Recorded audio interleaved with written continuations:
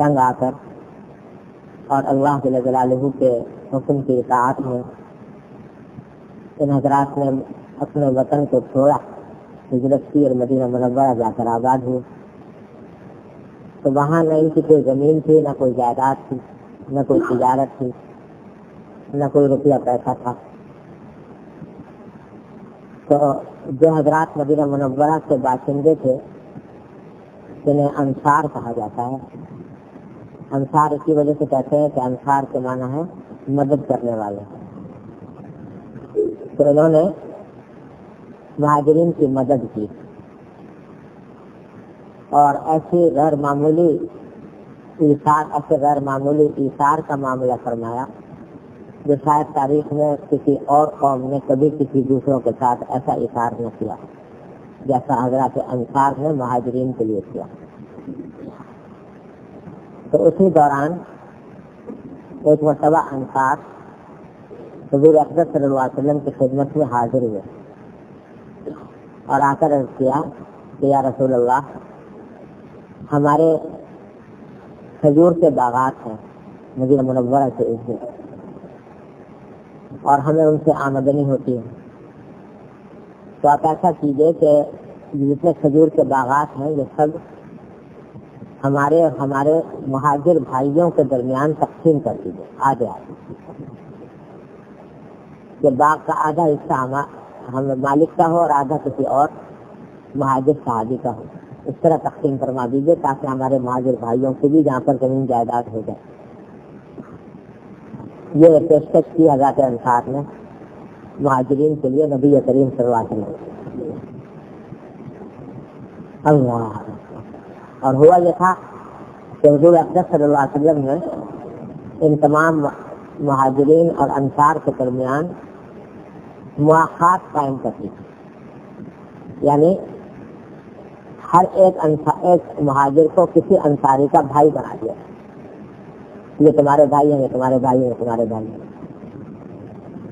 تو پہلے دوسری روایات میں آتا ہے کہ پہلے ان انصار میں سے ہر ایک نے جس مہاجر کو حضور نے ان کا بھائی بنایا تھا اس کو خود پیش کر اور یہ کہا کہ میری جتنی املاک چاہے وہ زمین ہو، جائیداد ہو، گھر ہو، تجارت ہو، کچھ بھی ہو، اس کا آدھا حصہ تم لے لو اور آدھا میرا رہے.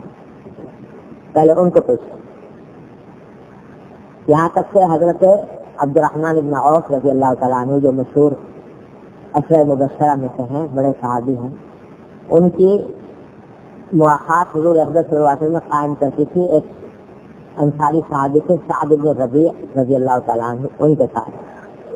تو حدیث میں آتا ہے کہ سعد بن ربیع نے کہا کہ آپ میرے بھائی ہو گئے ہیں اور مجھے اس میں بڑی خوشی ہوگی کہ تمام جتنے بھی میری املاک ہیں ان سب میں آدھا آدھا حصہ آپ کر لیں.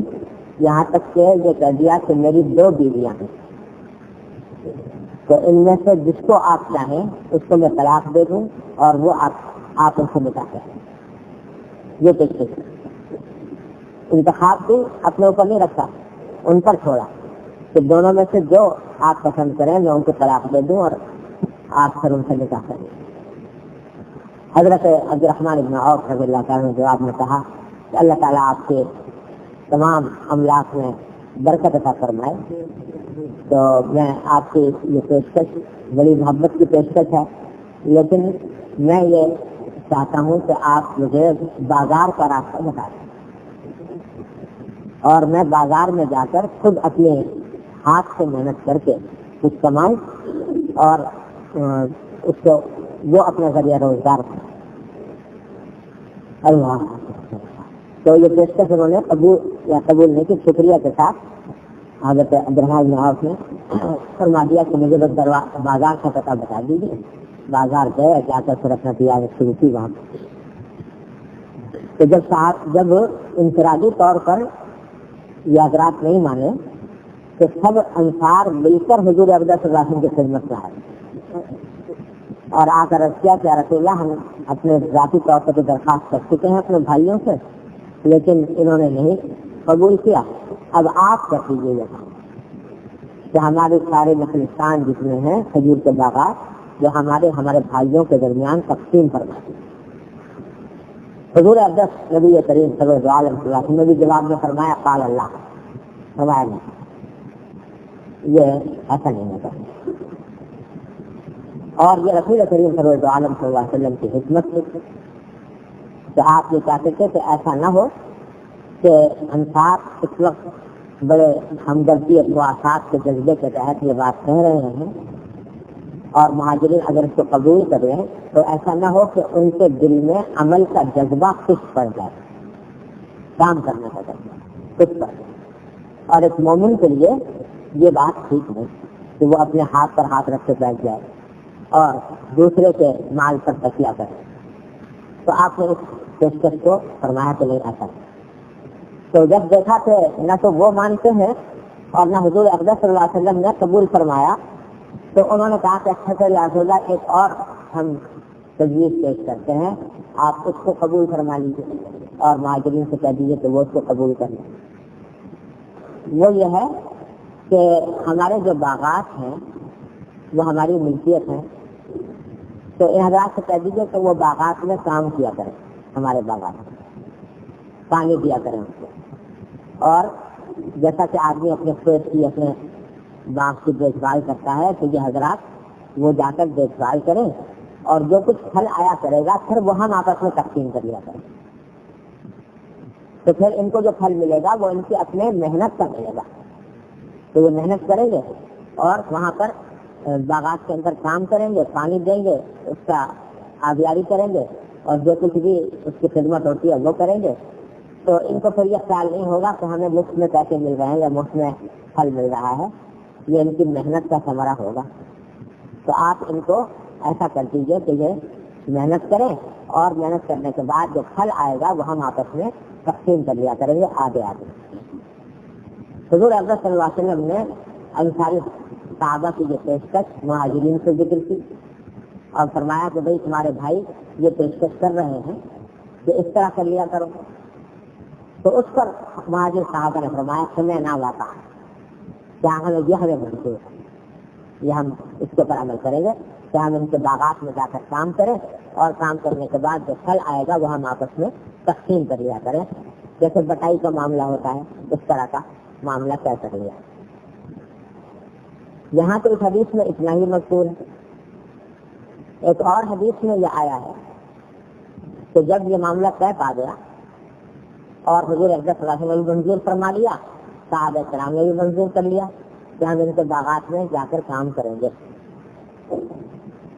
صحابہ انصار بھی خوش ہو گئے، صحابہ کرام بھی خوش ہو گئے، مہاجرین بھی خوش ہو گئے۔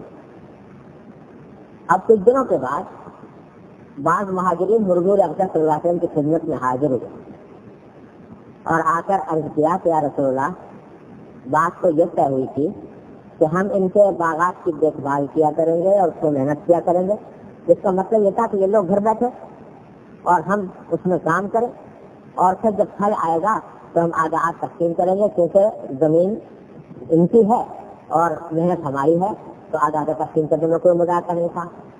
لیکن اب جب ہم گئے یہاں ان کے باغات میں کام کرنے کو اور ان سے کہا کہ آپ آرام کیجیے، تو یہ انصاری صحابہ مانتے نہیں، یہ کہتے نہیں ہم بھی کام کریں گے۔ تو یہ بنسبت سے کام خود بھی کرنے کے لیے موجود ہیں، بلکہ ساتھ ساتھ بعض اوقات ہمیں کام سے تھوڑا بہت کام ہم کرتے ہیں تو کہتے بیٹھ جاؤ آرام کرو۔ تو اب نتیجہ یہ کہ ہمیں تو کام بہت کم کرنا پڑتا ہے اور خود یہ زیادہ کام کرتے ہیں، اور اس کے نتیجے میں یہ ہمارا خیال یہ ہے کہ یہ انصاری صحابہ جو ہیں یہ اس فکر میں ہے کہ جتنا ثواب ہے سارا یہی لوٹ لے گا۔ صحابہ کرام نے یاد رکھا کہ ایسا معلوم ہوتا ہے کہ یہ اس فکر میں ہے کہ سارا ثواب یہی لوٹ لے جائیں، چنانچہ ہمیں کاموں سے روکتے ہیں اور خود کام کرتے رہتے ہیں۔ تو زمین بھی ان کی، کام بھی ان کا، اور پھر کہتے ہیں کہ پھل آدھا تمہارا آدھا ہمارا۔ تو حضور اقدس نبی کریم صلی اللہ علیہ وسلم نے فرمایا تو بھائی بات یہ ہے کہ معاملے کی بات تو پہلے طے ہو گئی اور معاملے کی بات کے لحاظ سے کام تمہارا تھا اور زمین ان کی تھی، لیکن اب وہ خود اپنی خوش دلی سے آ کر کام کرتے ہیں، تو اب میرے لیے اس کو روکنا مشکل ہے۔ اب میرے لیے ان کو روکنا مشکل ہے. اب آپ آپس میں جس طرح کر رہے ہو اس طریقے سے کرتے رہو اور انشاءاللہ اجر ان کو بھی ملے گا تمہیں بھی ملے گا انشاءاللہ. گھبراؤ نہیں, کوئی کسی کا اجر نہیں لے جائے گا, اجر ان کو بھی ملے گا تم کو بھی ملے گا. تو یہ واقعہ ہے جو یہاں پر امام بخاری رحمۃ اللہ علیہ نے روایت فرمایا ہے. مقصود اس کو لانے سے یہ ہے کہ ایک مومن کا کام یہ ہے کہ وہ اپنے دوسرے مسلمان بھائی کے لیے ایثار, صرف اتنی بات نہیں کہ اس کو اس کا حق دے دے. حق دینا تو واجب ہے, پر اگر کوئی حق نہ دے گا گردن پکڑ جائے گی, گناہ گار ہوگا, آخرت کا عذاب اپنے گلے میں لے گا. وہ تو حق دینا تو واجب ہے ہی, لیکن ساتھ ہی ایک مومن کا کام یہ ہے کہ وہ دوسرے اپنے مومن بھائی کے ساتھ ایثار سے کام لے. ایثار کے معنی کہ اپنے اوپر ترجیح دے اس کو,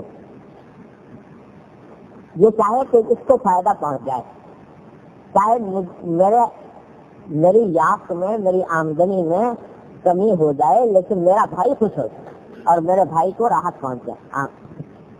اور انصار کی جس صفت کو قرآن کریم نے بہت اہتمام کے ساتھ ذکر فرمایا ہے قرآن کریم میں, دو, ایک تو یہ کہ یحبون من ہاجر الیہم, یہ انصار وہ ہیں کہ جو ان کے پاس ہجرت کر کے آتا ہے یہ اس سے محبت ہے. آج تو دنیا بن گئی ہے نیشنلزم کی, تو نیشنلزم کی دنیا میں بھائی ہماری قوم سے باہر کا کوئی آدمی اگر ہمارے یہاں آ گیا ہے تو یہ غیر آدمی ہے اور ہمارے حقوق پر ڈاکہ ڈالے گا, ہمارے رزق میں رزق کو بانٹے گا. اس واسطے اس کے لیے لوگ کہتے نہیں ہم نہیں آنے دیں گے. اللہ تبارک و تعالیٰ نے ہمیں ایسا دین دیا کہ جس میں یہ قومیت نہیں ہے, بین الاقوامیت. جو بھی مسلمان ہے کسی بھی قوم کا ہے, کسی بھی نسل کا ہے, کسی بھی زبان کا ہے, وہ جب ہے تو ہمارا بھائی ہے. اس واسطے اس میں اور ہمارے وطن میں پیدا ہونے والے میں کوئی فرق نہیں. ہمیں اس کے ساتھ بھی وہی معاملہ کرنا ہے جو اپنے حقیقی بھائی کے ساتھ کرنا ہے. چنانچہ انصار نے یہ کر کے دکھایا یحبون من ہاجر الیہم, کہ جو ان کی طرف ہجرت کر کے آتا ہے اللہ کی وجہ سے تو وہ اس سے محبت کرتے ہیں, اللہ. تو ایک تو جیسی بیان فرمائی, دوسری ویؤثرون علی انفسہم ولو کان بہم خصاصہ, کہ یہ اپنے اوپر ترجیح دیتے ہیں, ایثار کرتے ہیں, چاہے یہ خود تنگستی کا شکار ہیں, گھر میں فاقہ ہے لیکن خود نہیں کھائیں گے لیکن اپنے بھائی مہاجر بھائی کو کھلا دیں گے. اور یہ آیت نازل ہوئی تھی ایک خاص واقعے میں جس میں ایک خاندان تھا, مہاجر خاندان, تو اس کے گھر میں انصاری خاندان تھا, اس کے گھر میں ایک مہاجر آ گئے مہمان, اور گھر میں کھانے کو کچھ تھا نہیں, تھوڑا سا تھا. اتنا تھا کہ یا تو وہ مہمان کھا لیں یا خود کھا لیں. اگر مہمان کے ساتھ بیٹھ کر کھانا کھائیں تو پورا نہ پڑے, اور صرف مہمان کو کھلائیں اور خود نہ کھائیں تو مہمان محسوس کرے کہ یہ کیوں نہیں کھا رہے. تو رات کو بیٹھ کر انہوں نے یہ کیا کہ چراغ بجھا دیا, کھانا رکھا اور چراغ بجھا دیا اور کہا کہ کھائیے. مہمانوں کو کھلایا اور خود ہاتھ اوپر نیچے لے جاتے رہے. دیکھنے میں ایسا لگ رہا تھا جیسے کہ کھا رہے ہیں لیکن خود کھا نہیں رہے تھے. اس پر یہ آیت نازل ہوئی یؤثرون علی انفسہم ولو کان بہم خصاصہ, کہ یہ اپنے اوپر ایثار کرتے ہیں باوجود اس کے کہ ان کو تنگستی کی حالت ہو, فقر و طاقت کی حالت ہو, اس وقت میں بھی ایثار سے کام لیتے ہیں. تو انصاری صحابہ کی یہ صفت اللہ جل جلالہ کو بڑی پسند آئی. تو مومن سے مطلوب صرف حق کی ادائیگی نہیں بلکہ ایثار, حق سے کچھ زیادہ دے دو صاحب حق سے, چاہے تمہیں تھوڑی سی تنگی کرسی برداشت کرنی پڑے, کہ تنگی کرسی تو یہی رہ جائے گی دنیا میں, لیکن اس کا جو اجر و ثواب اللہ جل جلالہ آخرت میں عطا فرمائیں گے وہ کہیں زیادہ ہے, اس کا کوئی حد و حساب نہیں. تو حضرات انصار نے یہی کام کیا، ایثار کا۔ اللہ تبارک و تعالیٰ نے ان کو بڑا عجیب مقام عطا فرمایا ایثار کے بدلے۔ تو بھائی مسلمان کا کام صرف حق کی ادائیگی نہیں، ایثار کرنا۔ اور یہ حدیث جو آ گئی یہاں اس وقت تو ایثار والی، تو دو وجہ سے یہ بڑی بر وقت ہے۔ ایک اس وجہ سے کہ ایک مرتبہ پھر ہمارے ملک میں مہاجرین کی آمد ہے افغانستان سے، تو بھائی اس سے گھبرانے اور اکتانے کی بات نہیں۔ جو حضرات صحابہ کرام نے جو عمل کیا اس کا نمونہ سامنے رکھ کر ان کے ساتھ ویسا معاملہ کرنے کی کوشش کرو، جتنا ہو سکے اس کے ان کا ساتھ تعاون کرو۔ ایک تو اس لحاظ سے یہ بر وقت ہے، اور دوسرے اس لحاظ سے بر وقت ہے کہ مہینہ آ رہا ہے رمضان المبارک۔ اللہ تبارک و تعالی ہم سب کو نصیب فرمائے، اس کی برکتیں بھی نصیب فرمائے۔ اور یہ وقت کیونکہ یہ اتوار جو ہے رمضان سے پہلے کا آخری اتوار ہے، تو اس وقت سے خیال تھا کہ کچھ رمضان کے بارے میں بھی عرض کیا جائے۔ تو یہ مہینہ جو ہے یہ خاص طور پر ایثار کا، حدیث میں فرمایا شہر الصبر و شہر المواسات، دو چیزیں خاص طور پر فرمایا۔ یہ مہینہ صبر کا مہینہ ہے اور مواسات کا۔ مواسات کے معنی ہے کم خاری، دوسرے کا کم کھانا، دوسرے کے ساتھ ہمدردی کرنا، اور ایثار اس کا ایک اہم فرق ہے۔ تو اس لحاظ سے بھی یہ مناسب ہے۔ تو بھائی اب چند باتیں اس رمضان کے بارے میں عرض کرنی ہے، کیونکہ یہ آخری اتوار ہے۔ اس کے بعد پھر انشاءاللہ اگلا اتوار اللہ نے چاہا رمضان میں ہوگا، اور رمضان میں سلسلہ مجلس کا عصر کے بعد کی مجلس کا موقوف رہتا ہے۔ البتہ میں یہاں جب ہوتا ہوں تو ظہر کے بعد روزانہ کچھ نہ کچھ تھوڑا بہت بیان ہوا کرتا ہے۔ تو اس واسطے اب رمضان کے مہینے کے لیے تھوڑی سی تیاری کرنے کی ضرورت ہے، رمضان کی تیاری کرنے کی ضرورت ہے۔ اور رمضان کی تیاری کے معنی یہ نہیں ہے کہ راشن لا کے ڈالو، ہے جی بیسن اور آٹے کی فکر کرو، یہ تو ہے ہی، ہوتا رہے گا تیاری انشاءاللہ۔ اللہ تبارک و تعالیٰ نے فرمایا ہے کہ مومن کے رزق میں اس مہینے کے اندر اللہ تعالیٰ اضافہ کرتا ہے، جزاد کی رزق المومن، مومن کے رزق میں اضافہ ہوتا ہے۔ اور کھلی آنکھوں مشاہدہ ہوتا ہے کہ غریب سے غریب آدمی کے دسترخوان پر اس مہینے میں رونق نظر آئے، الحمدللہ۔ تو مومن کے رزق میں اضافہ ہوتا ہے۔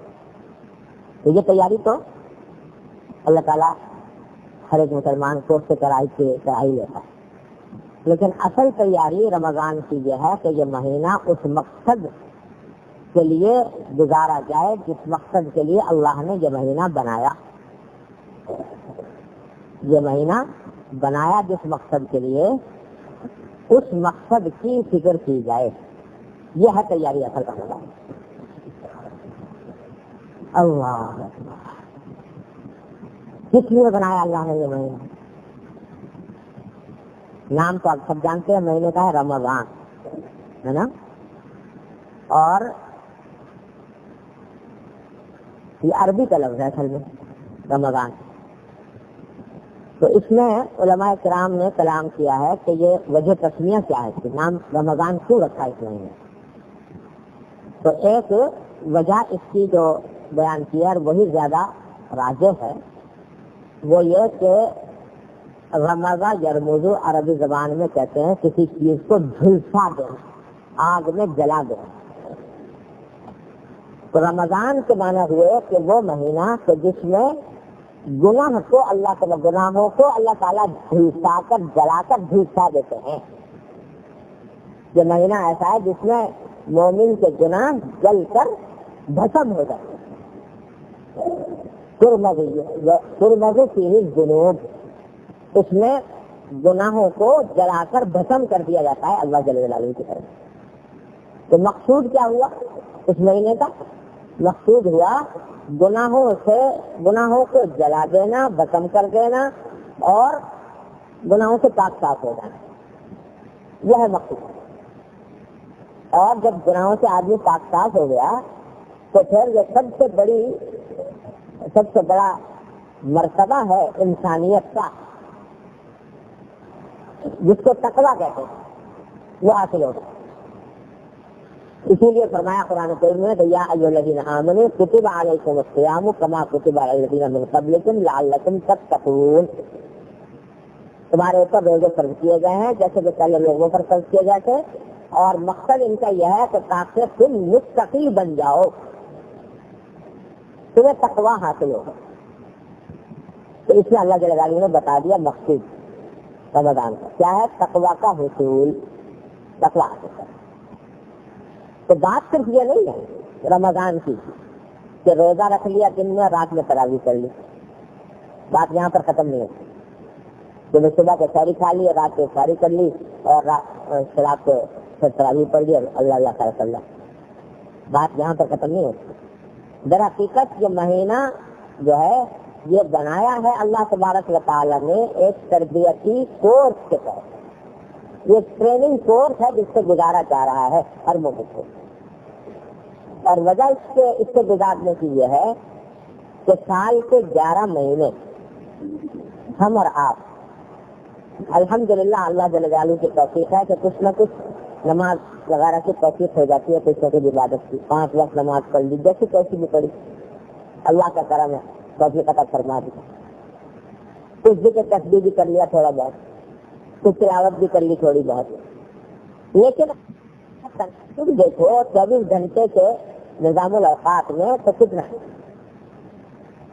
24 گھنٹے ملے دن کے، رات اور دن کے، اس میں ذرا حساب لگاؤ کتنا وقت نماز کو دیا، کتنا تلاوت کو دیا، کتنا ذکر کو دیا، کتنا تسبیح کو دیا، ان عبادتوں کی طرف اگر دیکھو تو پورے 24 گھنٹے میں سب ملا کر 1 گھنٹہ بھی مشکل سے نہیں بنتا ہوگا جس میں عبادت کی، باقی جو 23 گھنٹے ہیں وہ کہاں میں سر ہو رہے ہیں، دنیا کے کاروبار میں، کوئی تجارت میں، کوئی صنعت میں، کوئی مزدوری میں، کوئی ملازمت میں، کوئی زراعت میں، اس کام میں سر ہو رہے ہیں زیادہ تر وقت۔ تو حالانکہ اللہ تعالیٰ نے فرمایا تھا کہ میں نے پیدا کیا انسان کو عبادت کرنے کے لیے، وما خلقت الجن والانس الا لیعبدون، میں نے جنات انسانوں کو پیدا کیا ہے صرف اس لیے تاکہ میری عبادت کریں۔ تو جو اصل مقصد تھا جس کے لیے انسان دنیا میں آیا تھا اس کو دیکھو تو کتنا دیا، 24 گھنٹے میں سے 1 گھنٹہ، اور 23 گھنٹے اس کام میں جو مقصد نہیں تھا زندگی، کھانا پینا تو مقصد نہیں تھا، کھانا کمانا یہ تو مقصد ہے، 23 گھنٹے اس کام میں صرف ہو رہے، 1 گھنٹہ لے دے کے عبادت میں گزرا، خدا جانے وہ بھی کس حالت میں گزرا، دل سے بے دلی سے، جی اس طرح کر کے 5 وقت کی نماز پوری کر لی۔ تو عام 11 مہینے ہمارے اس طرح گزرتے ہیں، پھر وہ جو 23 گھنٹے ہیں دنیا کے کاروبار کے، اس میں بھی خدا جانے کہ کہاں جا کر کہاں نظر بہک رہی ہے، کہاں زبان بہک رہی ہے، کہاں کان بہک رہے ہیں، کہاں انسان کے دل بہک رہا ہے، گناہوں کا ارتکاب بھی ہو رہا ہے اعوذ باللہ، کبھی آنکھ کا گناہ ہو گیا، کبھی زبان کا گناہ ہو گیا، کبھی کان کا گناہ ہو گیا، انسانوں میں بھی ابتلا ہوتا رہتا ہے۔ تو 1 گھنٹے کی عبادت ہے اور باقی 23 گھنٹے اس حالت میں گزر رہے ہیں کہ اس میں خطرہ ہے نہ صرف یہ کہ عبادت نہیں ہو رہی بلکہ ساتھ ساتھ خطرہ ہے گناہوں میں مبتلا ہونے کا بھی۔ نتیجہ اس کا یہ ہے کہ 11 مہینے کی ساری قد و کاوش کے بعد ہمارے دل پر غفلت کا ایک پردہ پڑ جاتا ہے، اعوذ باللہ، غفلت کا ایک پردہ، ایک میل چل جاتا ہے دل کے اوپر۔ جب دن رات صبح سے لے کے شام تک دل فکر ہے کہ روٹی کہاں سے کھاؤں اور پیسے کہاں سے کماؤں اور زیادہ پیسے کہاں سے حاصل ہوں اور یہ اور وہ، تو سارا دن اسی چکر میں پھر رہا ہے، تو کیا ہوگا، ایک میل چڑھ گیا دل سے۔ یہ دل اللہ نے بنایا تھا اپنے لیے، یہ دل تو بنایا تھا اللہ تبارک و تعالیٰ نے اپنی تجلی گاہ بننے کے لیے کہ اس دل میں اللہ کے سوا کوئی اور کسی اور کا تسلط نہ ہو. یہ تو اللہ نے اپنے لیے بنایا. لیکن اس پر آ کے بیٹھ گئی دنیا, اس پر آ کے بیٹھ گیا مال کی محبت, اس میں آ کے بیٹھ گئی جاہ کی محبت, اس پر آ کر بیٹھ گیا خدا نے کیا کچھ, اس میں حسد چل گیا, اس میں بغض آ گیا, اس میں خدا نے کیا کیا بیماریاں آ گئی. تو اس پر میل جم گیا بالکل, اور اس میل کے جم جانے کی وجہ سے انسان جو ہے وہ روحانی ترقی جو انسان کر سکتا تھا اس میں پیچھے رہ گیا. تو اللہ جل جلالہ نے یہ مہینہ رمضان کا مہینہ فرمایا کہ اس کو اگر آدمی صحیح استعمال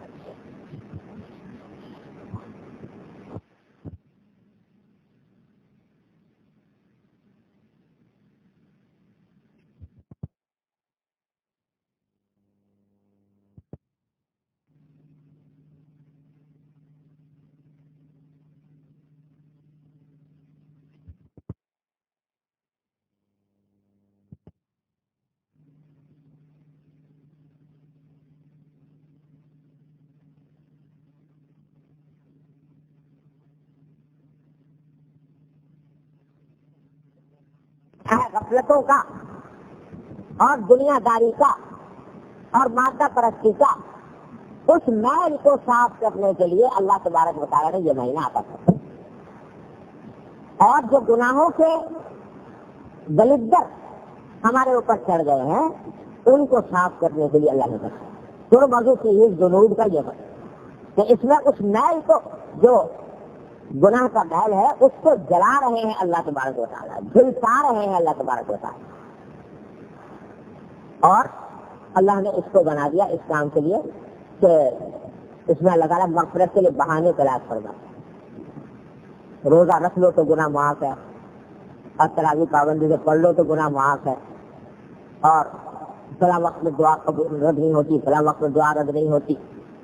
شیطان کو مقید کر دیا, باندھ دیا کہ اب تو لوگوں کو بہتائے گا نہیں اس مہینے کے اندر, کیونکہ اس مہینے میں میرے بندے میرے مقرر کیے ہوئے تربیتی کورس سے گزر رہے ہیں, تربیتی کورس سے گزر رہے ہیں. لہذا اب اس مہینے کے اندر میں تجھ کو ان کے اوپر گاؤں چلانے نہیں دوں گا, تھوڑا گاؤں نہیں چلے گا. تو روک دیا اس زمانے, تاکہ یہ زمانہ بندے اس طرح گزارے کہ اس کے اندر اپنے میل کچیل کو صاف کر کے اوور ہالنگ کر کے اپنی, اور پھر نئے سرے سے نئی زندگی شروع کرے عید کے دن. تو در حقیقت یہ عید جو ہے, عید کیا ہے؟ عید الفطر جو ہے یہ رمضان کے بعد کیا ہے؟ یہ خوشی اس بات کی ہے کہ جو میل کچیل چڑھ گیا تھا 11 مہینے میں, اللہ تبارک و تعالیٰ کے فضل و کرم سے وہ میل کچیل صاف ہو گیا, اب صاف ستھرے ہو گئے, اور گناہوں کا جو انبار لگ گیا تھا اللہ نے اس کو جلسا دیا. اب مناؤ خوشی, عید الفطر خوشی کے لیے کہ آج یہ یوم الجائزہ ہے, یہ عید الجائزہ ہے, اس میں تمہیں خوشی عطا فرمائی جائے. تو اس واسطے مقصود ہوا اس مہینے کا کیا؟ تقویٰ کا حصول. باقی یہ نہیں کہ مسئلہ رکھ لیا ختم ہو گیا, یہ تقویٰ کی تربیت کا مہینہ, اس لیے فرمایا گیا شہر الصبر, یہ صبر کا مہینہ. صبر کے کیا معنی؟ صبر کا معنی ہے اپنے نفس کو روکنا. صبر کا لوگ اردو میں صبر صرف کہتے ہیں اس کو کہ کوئی مصیبت پیش آ جائے تو آدمی اس کے اوپر جگہ سزا نہ کرے, گھبراہٹ کے اظہار نہ کرے, اس کو صبر سمجھتے ہیں لوگ. یہ صبر کا ایک چھوٹا سا جز ہے, لیکن قرآن کریم اور حدیث کی اصطلاح میں صبر بڑا وسیع مفہوم ہے. صبر کا معنی کیا ہے؟ اپنے آپ کو روکنا. کہاں سے روکنا؟ ہر اس چیز سے روکنا جو اللہ تبارک و تعالیٰ کی رضا کے, خوشنودی کے خلاف, اس سے روکنا. تو اس کا ایک فرض یہ ہے کہ روزہ رکھا ہوا ہے تو روزہ رکھنے میں دل چاہ رہا ہے پانی پی لوں, پیاس لگ رہی ہے, لیکن میں نے اپنے نفس کو روک دیا تو نہیں پیا, کیونکہ اللہ کا حکم نہیں. یہ کیا ہوا؟ صبر. بیچارہ کھانا کھا لوں لیکن میں نے اپنے آپ کو روک دیا کیونکہ اللہ کا حکم نہیں ہے. یہ سب دل نہیں چاہ رہا کہ رات کو 20 رکعتوں کی لمبی تراویح پڑھوں, اکتاہٹ ہو رہی ہے, سستی آ رہی ہے, نیند آ رہی ہے, لیکن میں نے اپنے بیچارہ نفس لے جانا چاہتا ہے آرام کی طرف, سستی کی طرف, سونے کی طرف, نیند کی طرف, لیکن میں نے اپنے نفس کو اس طرف جانے سے روک لیا اور روک کر کہا کہ نہیں تجھے یہی کرنا ہوگا. یہ کیا ہوا؟ صبر. یہ صبر یہ تو ہے. اور صبر یہ ہے کہ روزہ رکھ لیا, چلو بھائی رکھ لیا, اب نفس کے اندر تقاضے پیدا ہو رہے ہیں گناہوں کے. آنکھ چاہ رہی ہے کہ لذت حاصل کرے ناجائز طریقے سے, زبان چاہ رہی ہے کہ فضول باتیں کر کے وقت گزاری کرے, زبان چاہ رہی ہے کہ جھوٹ بولے, غیبت کرے, لیکن میں نے اپنے آپ کو روک لیا. تو کیا ہوا؟ یہ صبر.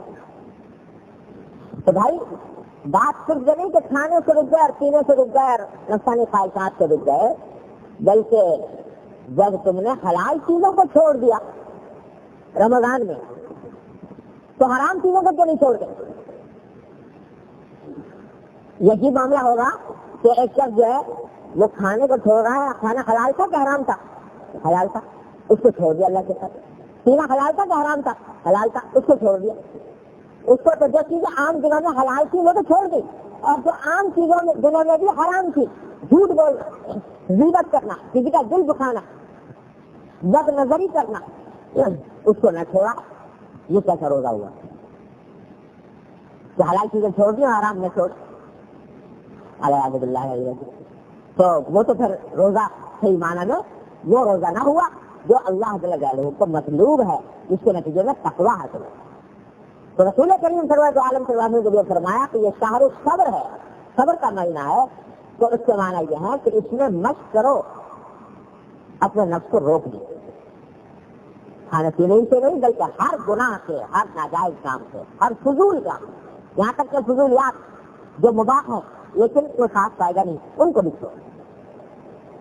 اگر یہ ٹریننگ کورس اس طرح گزار لیا 1 مہینے کا تو رمضان کا صحیح مقصد حاصل ہوا, اور اس پر وعدہ ہے کہ انشاءاللہ تقویٰ تمہارے دلوں میں پیدا ہو کر رہے گا انشاءاللہ. اور یہ بھی وعدہ ہے رسول کریم صلی اللہ علیہ وسلم کا کہ آپ نے فرمایا کہ من سلم لہ رمضان سلمت لہ السنہ, کہ جس کا رمضان سلامتی سے گزر گیا اس کا سال بھی سلامتی سے گزرے گا. یہ حضور کا وعدہ. تو کم از کم اس میں تیاری جو ہے رمضان کی وہ کس طرح کرو؟ نمبر 1, تیاری اس بات کی کرو کہ یہ سمجھو کہ بھائی میں نے اس مہینے کے اندر روزہ صرف کھانے پینے کا نہیں رکھا بلکہ ہر قسم کے گناہ سے بچنے کا عزم سمیم کر دیا.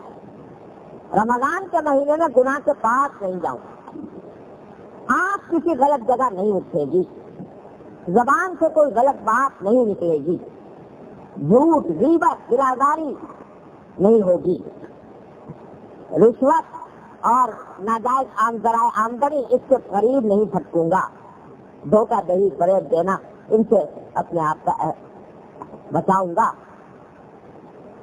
1 مہینہ اس طرح گزارنا ہے کہ یہ ٹریننگ کورس ہے ذرا, اور یہ ٹریننگ کورس ایسا ہے کہ آخر میں جا کے ڈگری ملے گی انشاءاللہ تقویٰ کی. لعلکم تتقون, جتنے کورس ہوتے ہیں تو بعد میں ڈگری ملتی ہے کہ نہیں ملتی؟ تو اللہ تبارک و تعالیٰ فرماتے ہیں کہ جب تم یہ ٹریننگ کورس پورا کر لو گے تو تمہیں تقویٰ کی ڈگری ملے گی, لعلکم تتقون. اور یہ ڈگری وہ ہے کہ ساری ڈگریوں پر بالا دست, اس سے بڑی کوئی اور ڈگری. تو تیاری کس بات کی؟ تیاری اس بات کی کہ یہ مہینہ اس طرح گزارنا ہے کہ اس میں گناہوں سے بچانا مکمل. پہلے سے اس کے لیے تیاری کر لو, دل اپنا پختہ کر لو. اور یہ اس وقت تک نہیں ہوگا جب تک اپنے نظام الاوقات کو, رمضان کے نظام الاوقات کو پہلے سے ترتیب نہ دیں. یہ دیکھو کہ اب رمضان کا مہینہ آ رہا ہے تو میں اپنی جو 11 مہینے میں جو میری مصروفیات ہوتی ہیں ان مصروفیات کو جتنا ہو سکے کم کر کے زیادہ وقت اس کا وہ عبادت میں خرچ کرنے کی کوشش کریں. زیادہ وقت عبادت میں کوشش کرو جتنی زیادہ زیادہ. اب بات لوگ ہیں جو بیچارے ملازم پیشہ ہیں مثلا جو تاجر ہے اچھے ماشاء اللہ خوشحال ہے تو ان کے لیے زیادہ مشکل نہیں ہے کہ وہ زیادہ وقت نکال لیں. اس میں ملازم پیشہ آدمی کے لیے بیچارے کو مجبوری ہوتی ہے لیکن اس کے باوجود جو ملازمت کا وقت ضروری ہے وہ گزارنے کے بعد کے جو اوقات ہیں تو ان کو زیادہ سے زیادہ خرچ کرنے کی کوشش کرو عبادت. سوچ لو کہ اس زمانے میں میل جول ملاقاتیں دعوتیں تقریبات اور تعلقات عامہ یہ سب بالائے طاق رکھ دیے گئے. ان میں سے کسی کی طرف نہیں جانا, نہ کوئی دعوت نہ کوئی تقریب نہ کوئی زیادہ میل جول. بس جو وقت ملے تو وہ اللہ کے ذکر میں اللہ کی عبادت میں خرچ. کیا عبادت سن لو. پہلی بات کہ جن نوافل کی عام دنوں میں توفیق نہیں ہوتی کم از کم رمضان کے اندر ان کا اہتمام. تہجد کی عام دنوں میں موقع نہیں ملتا یہ توفیق نہیں ہوتی رمضان میں اہتمام کرے. اشراق اوابین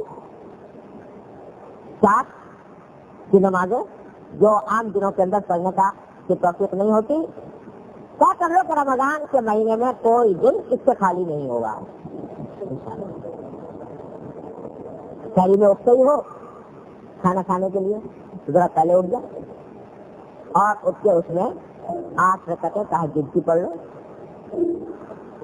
عام دنوں میں موقع نہیں ملتا. یہ نعمت رات کی نماز کی نعمت اتنی بڑی نعمت ہے کہ کیا اس کے آگے کوئی نعمت ہوتی. عام دنوں میں نہیں ہو رہی تو رمضان میں اہتمام کر لو کہ پہلی رات سے آخر شب تک آخری رمضان کی رات تک تہجد قضا نہیں ہوگا. یہ کیا چل رہا. اور ایک بات اور بتا دوں حدیث کو نبی کریم صلی اللہ علیہ وسلم کہتا ہے تہجد کے بارے میں حضور اقدس صلی اللہ علیہ وسلم نے فرمایا کہ جو شخص تہجد کا عادی ہو اس کے معمول میں تہجد داخل ہو لیکن کسی روز آنکھ نہ کھلی اس کی وجہ سے نہیں پڑھ سکا تو حضور اقدس صلی اللہ علیہ وسلم نے فرمایا کہ اگر وہ طلوع آفتاب سے لے کر ظہر کے وقت تک کا جو وقت ہے اس روز وہ اس وقت میں اتنی ہی رکعتیں پڑھ لے گا تو انشاءاللہ اللہ تعالیٰ اس کو بھی تہجد کا ثواب عطا. بتاؤ رحمت اللہ تبارک و تعالیٰ کی کہ بھائی یہ بندہ بڑا عادی تھا تہجد پڑھا کرتا تھا اس کے معمول میں داخل تھا لیکن آج اتفاق سے اس کی آنکھ نہیں کھلی غیر اختیاری طور پر چھوٹ گیا تو بھائی ہم محروم نہیں کریں گے اس کو. دن میں پڑھ لے گا تو ایسے سمجھے گا جیسے رات میں پڑھا. تو ابھی سے کیا کر لو کہ بھائی روزانہ پڑھیں گے کسی دن پڑھ کرو. اگر ایسا ہو گیا تو یہ مت سمجھو کہ محروم رہ گئے ادھر پڑھ لو دن کے وقت میں پڑھ اس وقت میں زور سے پہلے پہلے اتنی ہی رکعتیں جتنی عادت. تو تہجد اسی طرح اشراق یعنی طلوع آفتاب کے بعد 2 رکعتیں یا 4 رکعتیں اور چاش وہ بھی 4 رکعتیں. چاش کا مطلب یہ کہ ایسے وقت جیسے 9-10 بجے کا وقت ہوتا ہے تو زوال سے پہلے پہلے کسی بھی وقت پڑھ کے یہ پڑھ لو. اور اوابین یعنی مغرب کے بعد 6 رکعتیں یہ عام جگہ میں توفیق نہیں ہوتی سب پڑھ. تو نوافل کی کثرت. دوسرا تلاوت قرآن کریم کی کثرت. تلاوت عام دنوں میں کم ہوتی ہے ان دنوں میں بڑھا دو مقدار جتنی زیادہ سے زیادہ کوشش کرو کہ زیادہ وقت تلاوت میں گزرے. تسبیحات اور اذکار دعائیں اللہ تبارک و تعالیٰ کے حضور تو ان کاموں میں صرف کرو اوقات کو. اور ساتھ میں یہ کہ گناہوں سے پرہیز کا اہتمام کرو. میل جول سے بچو. زیادہ میل جول اور مجلس آرائی اور دعوتوں اور تقریبات سے بچو ان دنوں میں. تو انشاءاللہ اللہ تبارک و تعالیٰ اس مہینے کا نور عطا فرمائے اس کی برکات عطا فرمائے اور آخر میں جب فارغ ہوں گے تو انشاءاللہ تعالیٰ وہ تقویٰ کی شمع دل میں روشن ہو. یہ ہے تیاری. اس تیاری کے لیے نظام الاوقات کا لکھنا تو بھائی اس کے وقت میں یہ کروں گا کیسے کروں گا کیسے کروں گا, اور فضولیات سے اجتناب کروں گا. یہ تیاری کر لو تو اللہ تبارک و تعالیٰ کا فضل و کرم ہے, اس کا انعام ہے کہ اس مہینے کو صاحبان ایمان کے لیے اللہ تبارک و تعالیٰ نے ایک عجیب غریب برکات کا مہینہ بنایا ہے. تو اللہ تعالیٰ انشاءاللہ اس کی برکت سے ہمیں بھی ساتھ فرما دیں. اللہ تعالیٰ مجھے بھی آپ کو بھی سب کو اس پر عمل کرنے کی توفیق عطا فرمائے. رمضان کا مہینہ اپنی رضا کے مطابق انجام دینے کی توفیق. جب چاند دیکھو رمضان کا, دیکھ کے چاندنی کی مصروف دعا ہوتی ہے وہ پڑھ لو, اور ساتھ میں یہ دعا مانگ لو چاند کے وقت میں, اے اللہ یہ آپ کا مہینہ شروع ہو رہا ہے, یہ آپ کی برکتوں والا مہینہ شروع ہو رہا ہے. اے اللہ اپنے فضل و کرم سے اس کے لمحے کو صحیح استعمال کرنے کی توفیق عطا. اللہ ہی سے مانگے یا اللہ اس کے لمحے کو اپنی رضا کے مطابق استعمال کرنے کی توفیق عطا فرما دیجیے. یہ مانگو اللہ تبارک و تعالیٰ, پہلے ہی رات میں مانگ لو اللہ تعالیٰ سے کہ یا اللہ اس کا کوئی وقت ضائع نہ ہونے پائے اور اس کی برکات سے محرومی نہ ہو. یہ مانگ لو پہلی رات میں. جب مانگو گے اللہ تبارک و تعالیٰ انشاءاللہ عطا فرمائیں گے اور اللہ تعالیٰ سے دور عطا فرمائیں گے. اللهم صل على سيدنا مولانا محمد وعلى ال محمد كما صليت على ابراهيم وعلى ال ابراهيم انك حميد مجيد. ربنا ظلمنا انفسنا وان لم تغفر لنا وترحمنا لنكونن من الخاسرين. ربنا آتنا في الدنيا حسنة وفي الآخرة حسنة وقنا عذاب النار. ربنا آتنا من لدنك رحمة وهيئ لنا من امرنا رشدا. ربنا لا تجعلنا فتنة للقوم الظالمين ونجنا برحمتك من القوم الكافرين. ربنا افرغ علينا صبرا وثبت اقدامنا وانصرنا على القوم الكافرين. اللهم اجعلنا ممن توكل عليك فكفيته واستهداك فهديته واستغفرك فغفرته. اللهم انصرنا ولا تنصر علينا وانصر لنا ولا تنصر علينا واهدنا بيسر الهدى لك وانصرنا على من بغى علينا. یا ارحم الراحمین اپنے قبل کرم سے رحمت سے ہمارے تمام گناہوں کو معاف کر. اللہ ہمارے تمام چھوٹے بڑے اگلے پچھلے خوشی عالمی ہر طرح کے گناہوں کو معاف کر. اللہ ہمارے اعمال اخلاق کی اصلاح کر. یا اللہ اپنی رحمت سے اپنے قبل کرم سے ہر طرح کے ظاہری باطنی فکروں سے منکرات سے معصیتوں سے ہمارے گھر والوں کے تعلقین احباب سب کی حفاظت کر. یا اللہ یہ رمضان کو مقدس مہینہ آنے والا ہے, اللہ کی رحمت سے اس کے لکھے لگنے سے فائدہ اٹھانے کی توفیق عطا کرے. یا اللہ اس پورے مہینے کو اپنے رضا کے مطابق گزارنے کی توفیق عطا کرے. اے اللہ اس مہینے کے اندر آپ کے جتنے انوار و برکات مقدر فرمائے ہیں, اے اللہ ہم ان سب کے محتاج ہیں. اے اللہ وہ سب ہم کو عطا کرنا. یا اللہ کسی نور سے کسی برکت سے محروم نہ کرنا. یا اللہ وہ سب ہم کو عطا کرنا. اے اللہ اپنے رضا کے مطابق اس مہینے کو گزارنے کی توفیق عطا کرنا. یا اللہ اس کو ہمارے مغفرت کا ذریعہ بنا. یا اللہ اس کو ہماری زندگی میں خوشگوار انقلاب کا ذریعہ بنا. یا اللہ مسلمانوں کے لیے فتح و نصرت کا پیغام کر کر. یا اللہ مسلمانوں کو سب کے لیے فتح و نصرت کا پیغام کر کر. یا اللہ اپنی رحمت سے اس مہینے کے اندر مسلمانوں کو فتح و نصرت کا امکانات فرما. یا اللہ کافروں کے غلبے سے نجات عطا فرما. یا اللہ کافروں کے غلبے سے نجات عطا فرما. یا ارحم الراحمین اپنے فضل و کرم سے کافروں کو خائب و خاطر ناکام و نامراد فرما. یا اللہ اپنی رحمت سے مجاہدین کی امداد و نصرت فرما. یا اللہ قدم قدم پر ان کی دستگیری فرما. یا اللہ ہر طرح کے سڑے سکے سے ان کی عبادت فرما. یا ارحم الراحمین یا غیاث المستغیثین یا مان المستجیرین یا مجیب دعوت المستجیب ارحمنا برحمت تغنینا بها رحمت من سواک.